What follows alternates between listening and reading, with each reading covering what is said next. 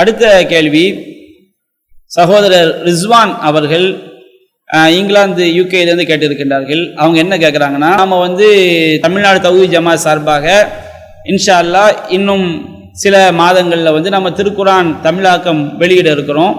அதற்குரிய வேலைகள் மொழியாக்கங்கள் எல்லாம் நடந்து சரிபார்க்கும் பணி என்ன செய்கிறது, நடந்து கொண்டிருக்கிறது. இப்போ நம்முடைய தமிழாக்கத்தை பொறுத்த வரைக்கும் சில வசனங்களை நாம் என்ன செஞ்சுருப்போம், சேர்த்து மொழிபெயர்த்திருப்போம். மற்ற மொழியாக்களை பொறுத்த வரைக்கும் எல்லா வசனங்களையும் தனித்தனி நம்பராக என்ன செய்திருப்பார்கள், மொழிபெயர்த்திருப்பார்கள். நாம் என்ன செய்வோம்னு சொன்னோம்னா சில வசனங்களை சேர்த்து நாம் மொழிபெயர்த்திருப்போம். நமக்கு முன்பாக IFD தர்ஜமா இன்னும் சில தர்ஜமாக என்ன செஞ்சுருக்கிறாங்க, வசனங்களை சேர்த்து மொழிபெயர்த்திருப்பாங்க.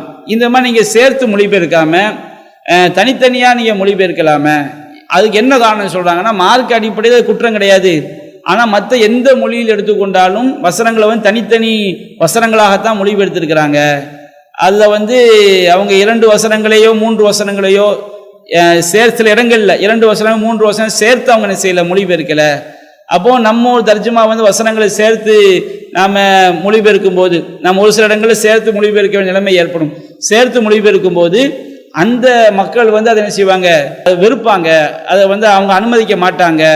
இந்த மாதிரி அது ஒதுக்கப்பட்டுரும் தர்ஜுமா. அதனால நீங்கள் தனித்தனி வசனங்களாக மொழிபெயர்க்கலாமே அப்படி சொல்லி சொல்கிறாங்க. அதாவது பொதுவாக திருமறை குர்ஆனுடைய வசனங்களுக்கு எண்கள் போடப்பட்டிருக்கு. இந்த எண்களை பொறுத்த வரைக்கும் இது நபிகள் நாயகம் ஸல்லல்லாஹு அலைஹி வஸல்லம் அவங்க என்ன செய்யல, இந்த எண்களை அவங்க போடலை. இப்போ அல்-ஹம்து சூராக்கு 7 வசனங்கள் ஹதீஸ்கள் இருக்குது. இப்படி ஒரு சில வசனங்களுடைய எண்கள் எண்ணிக்கை சொல்லப்பட்டிருக்கு. ஆனால் அல்-ஹம்து சூராவில் எதுலேருந்து எது வரைக்கும் 1, எதுலேருந்து எது வரைக்கும் 2 இப்படி ரசூலுல்லாஹி அலைஹி வஸல்லம் சொல்லலை.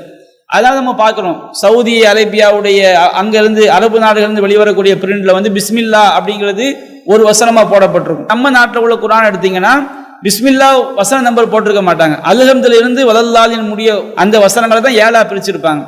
அரபு நாட்டில் குர்ஆனில் பார்த்தீங்கன்னா பிஸ்மில்லாவையும் சேர்த்து அல்ஹம்து சூராவை என்ன செஞ்சிருப்பாங்க, 7 வசனமாக பிரிச்சிருப்பாங்க. அப்போ இந்த வசனங்களுக்கு எண்கள் போடுதல் என்பது நபிகள் நாயகம் ஸல்லல்லாஹு அலைஹி வஸல்லம் காலத்திலேயோ சஹாபாக்கள் காலத்திலேயோ போடப்பட்டதல்ல. அதற்கு பின்னாடி வந்த மக்கள் தான் என்ன செஞ்சிருக்கிறாங்க, வசனங்களுக்கு எண்கள் போட்டிருக்காங்க. அப்போ அரபு மொழியில் இந்த வசனங்களுக்கு எண்கள் போட்டிருக்காங்க பாருங்க. இது உலக அளவில் ஒரு யூனிஃபார்மாக இருக்க வேண்டும் என்பதற்காக அரபு மொழியில் அந்த எண்களை யாரும் மாற்ற மாட்டாங்க. அதே நேரத்தில் நாம் தமிழில் மொழிபெயர்க்கும் போது சில இடங்களில் நாம் வசனங்களை சேர்த்து மொழிபெயர்த்திருப்போம். எல்லா இடத்திலும் அந்த மாதிரி சேர்த்து மொழிபெயர்த்திருக்க மாட்டோம், தேவையான இடங்கள். இப்போ உதாரணமாக காஃபிர்கள் நரகத்தில் தூக்கி எறியப்படுவார்கள் அப்படின்னு ஒரு வாசகம் வச்சுக்கிடுங்க. இறை மறுப்பாளர்கள் நரகத்தில் எரியப்படுவார்கள் அப்படின்னு இருக்கும். இப்போ இந்த வசனம் எப்படி பிரிக்கப்பட்டிருக்கும்னா, இறை மறுப்பாளர்கள் நரகத்தில் அப்படிங்கிறதோட வசன நம்பர் போட்டுருவாங்க. எரியப்படுவார்கள் இன்னொரு வசனத்தில் என்ன செய்யும், வந்திருக்கும்.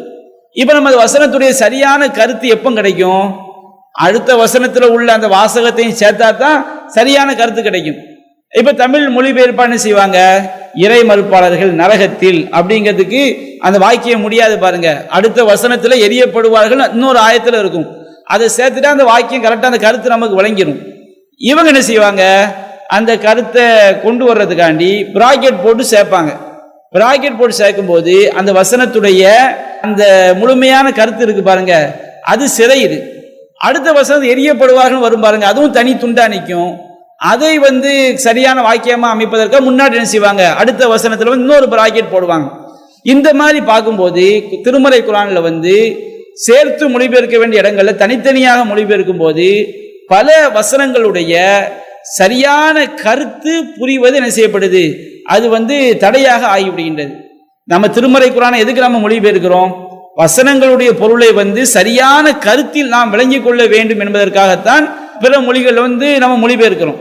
அப்ப அந்த சரியான கருத்து சேர்த்து மொழிபெயர்க்கும் பொழுதுதான் நமக்கு கிடைக்கும் எனும்போது, பிரித்தால் அந்த கருத்து சேர்ந்து விடும் எனும்போது நாம் எதுக்கு முக்கியத்துவம் கொடுக்கணும், சேர்த்து மொழிபெயர்ப்பது தான் நமக்கு சரியான கருத்தை தரும் எனும்போது அதுக்கு தான் நாம் என்ன செய்யணும், முக்கியத்துவம் கொடுக்க வேண்டும். அந்த மக்களுக்கு நாம் அதை விளங்க வைக்கணும். இந்த மாதிரி திருமறை குர்ஆனுக்கு நம்பர் போட்டது நபிகள் நாயகம் ஸல்லல்லாஹு அலைஹி வஸல்லம் நம்பர் போடலை, அது பிற்காலத்தில் போடப்பட்டது. அந்த வசன எண்கள் பல இடங்களில் அந்த வாக்கியங்களை 2ஆக உடைக்கக்கூடிய அளவுக்கு தான் என்ன செய்யுது, அந்த வசன எண்கள் இடப்பட்டிருக்கு. உதாரணத்துக்கு ஏராளமான இடங்கள் இருக்கு. உதாரணத்துக்கு நான் 1-2 இடத்த நான் சொல்லி காட்டுறேன் பாருங்களேன். 40வது அத்தியாயத்தில் வந்து 71வது வசனம் 72வது வசனம்.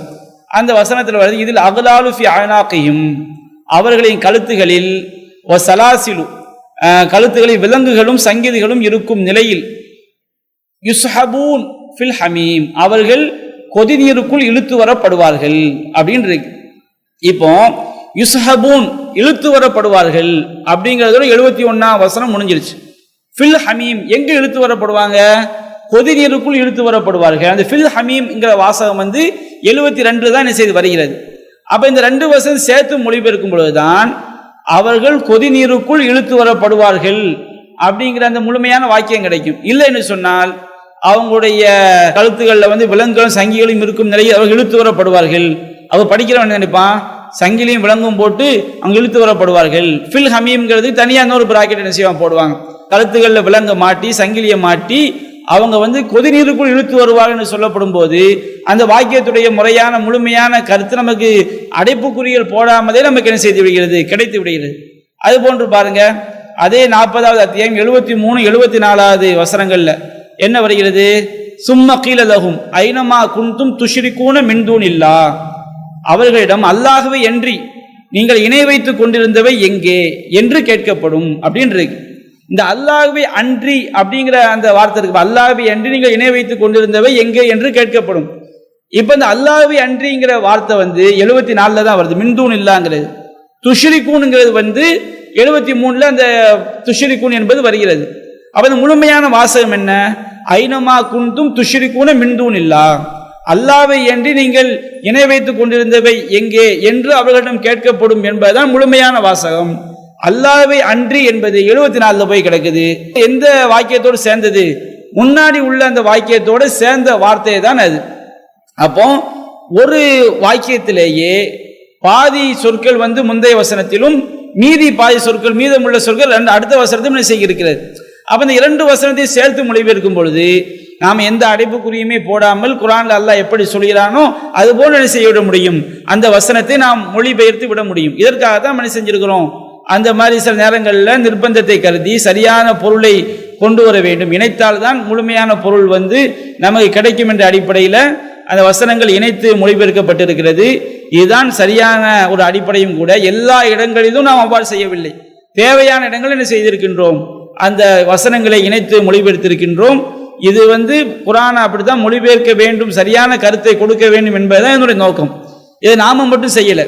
நமக்கு முன்பாக IFT என்ற தர்ஜமா கூட என்ன செஞ்சிருக்கிறாங்க, பல வசனங்களை வந்து சேர்த்து அவங்க என்ன செஞ்சிருக்காங்க, மொழிபெயர்த்திருக்கிறாங்க. அதனால இது மார்க்க அடிப்படை தடுக்கப்பட்டதும் கிடையாது, மக்கள் சரியான கருத்தை விளங்கிக் கொள்வதற்கு அவசியமானதாகவும் இருக்கிறது. அதனால இந்த தேவையான இடங்களில் சேர்த்து மொழிபெயர்ப்பதுதான் சரியானது என்பதை நாம் புரிந்து கொள்ள வேண்டும்.